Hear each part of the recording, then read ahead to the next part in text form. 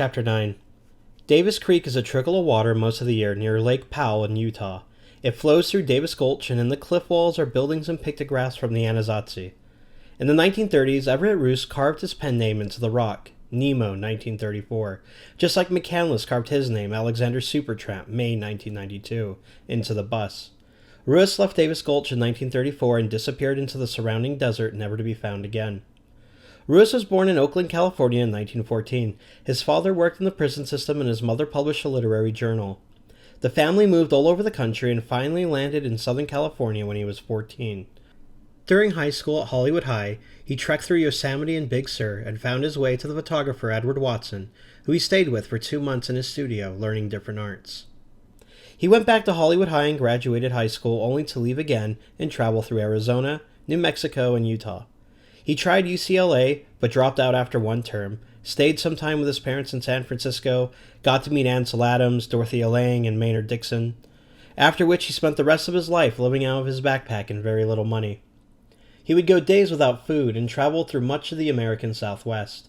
In one of his letters, he writes, "I shall always be a lone wanderer of the wilderness, and the beauty of this country is becoming part of me." Krakauer points out how much McCandless sounds like Ruess. Ruess even changed his name to Lan Ramo and then later to Everett Ruess before going back to his original name. In 1934, he went into Davis Gulch and started calling himself Nemo, Latin for nobody, and then vanished at 20 years old. They found Ruess's 2 burros and later his camp. They also found his graffiti marks. They've long since disappeared since a dam was built. It's believed that Ruess fell to his death during a climb in the canyon.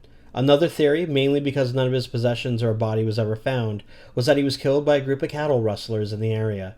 But no evidence exists for this either. Ruess's father believes he got the name Nemo from 20,000 Leagues Under the Sea by Jules Verne, a favorite of Ruess's. This leads to another theory, that Ruess managed to ditch his identity and disappear. There are even some people who say that they bumped into people that knew him in the 60s, and that he was living in a Navajo reservation. Ken Slight, who's a river guide and lived in the area all his life, thinks that he may have drowned. That Ruess was trying to make it to the Navajo reservation and drowned trying to cross the river. Slight also says that Ruess liked people too much to be hidden away with a different identity. He says a lot of people are like that. I'm like that, Ed Abbey was like that, and it sounds like this McCandless kid was like that. We like companionship, see, but we can't stand to be around people for very long. He says that Ruess and McCandless were strange, but at least they tried to follow their dreams. Another group like these 2 adventurers were monks in Iceland in the 5th and 6th centuries. They came to Iceland, to an island called Papos. The monks came to Iceland to be alone, and when the Norse came later, the monks decided to head for Greenland.